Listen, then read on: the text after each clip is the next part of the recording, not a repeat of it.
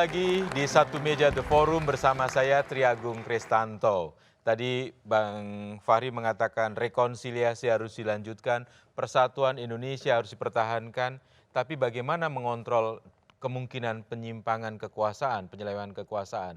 Nah, sekalian juga menutup closing statement-nya Bang Panel Barus dan kemudian nanti dilanjutkan Bang Fahri. Ya, saya pikir putusan MK sudah final dan mengikat. Kita patuhi, kita hargai itu. Yang kedua, sekarang waktunya kita kasih kesempatan kepada seluruh anak bangsa yang terbaik yang akan berkontestasi di pemilu 2024 untuk beradu gagasan. Lalu yang ketiga, kita berharap pemilu 2024 ini menjadi ajang konsolidasi yang besar bagi bangsa ini. Supaya bangsa ini bisa lompat ke depan menjadi sebuah bangsa yang maju.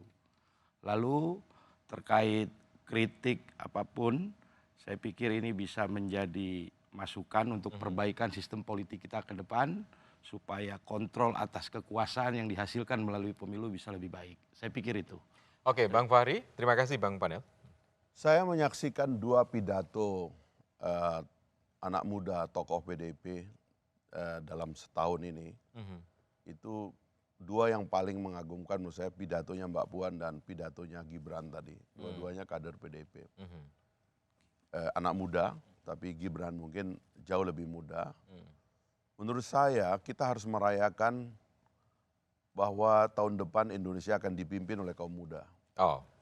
Dan karena itu hari ini 4 hari lagi kita akan memperingati Hari Sumpah Pemuda. Saya kira juga harus dirayakan bahwa Indonesia yang mengglorifikasi demographic bonus, 60% pemilih kita kaum muda dan sebagainya itu belum secara serius meletakkan kesempatan bagi kaum muda. Apapun keputusan Mahkamah Konstitusi ini menurut saya itu pintu yang sudah dibuka lebar. Bahkan kami akan gunakan pintu ini lagi untuk membongkar presidensial threshold dan parliamentary threshold. Karena azasnya bisa sama, bahwa pembatasan orang untuk bertanding dan siapapun dia yang yang mengalami karir dalam politik elektoral sehingga dia bisa suatu hari menjadi calon presiden, itu harus diberikan dan dibuka kepada semua hambatan lain. Presidensial threshold, parliamentary threshold, ke depan harus dihapus. Biar orang seperti Fahri Hamzah dari kampung di Sumbawa bisa tarung juga. Karena partainya akan mencalonkan dia dan beradu dengan calon partai lain. Ini kan keangkuhan dari partai-partai yang melarang saya masuk. Sehingga kemudian mereka jadi korban karena Gibran yang maju. Rasain loh. Iya. Oke, Mbak Bivit, gimana mengontrolnya kalau gitu? Saya membayangkan ya, kita ini lomba lari. Ini kan dari tadi ngomongnya adu gagasan. Berarti kita lomba lari. Tapi bayangkan bahwa garis startnya itu nggak sama. Ada yang udah agak maju, ada yang malah ke belakang sekali. Di mana tuh ketidaksamaannya? Karena posisi yang pengistimewaan. Seperti tadi, kalau Anda hanya anak muda, tapi Anda bukan anak presiden, sangat mungkin tadi, tidak akan, apalagi ya, gitu. Kalau misalnya Bang Fahri. Nah tapi selain titik start, bahkan yang saya khawatirkan adalah ketika nanti berlomba, juga ada ketidakadilan. Karena yang satu akan bisa menggunakan tangan-tangan kekuasaan, sementara yang lainnya mungkin minim tangan-tangan kekuasaan. Nah itulah yang saya khawatirkan sekali. Jadi kalau ngajak adu gagasan ya saya tentu saja setuju. Tapi kan kita mulainya juga tidak dengan gagasan. Tapi mulainya dengan penggunaan kekuasaan yang berlebihan. Mulainya dengan dugaan penyalahgunaan kewenangan dan sebagainya.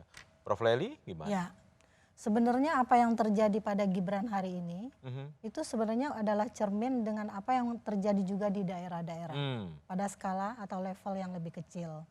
Tetapi karena pusat kekuasaan itu adalah modeling gitu kan, apa yang terjadi pada Gibran ini menjadi seperti reinforcement gitu kan, meneguhkan kembali kekuatan untuk melakukan nggak apa-apa presiden kita aja gitu kan. Nah jadi yang kita tagih adalah sekarang ini soal integritas. Integritas itu kan perkara melakukan sesuatu yang baik itu ya, tidak peduli hukum apapun yang mengaturnya.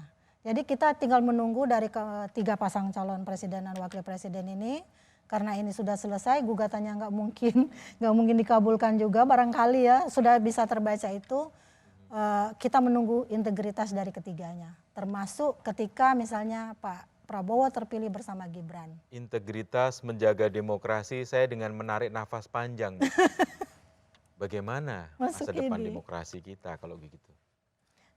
Masa depan demokrasi kita saya kira akan bagus kalau kita letakkan bahwa Republik ini didirikan oleh para ibu dan pendiri bangsa dengan menawarkan spirit kesetaraan kepada semua warga negara.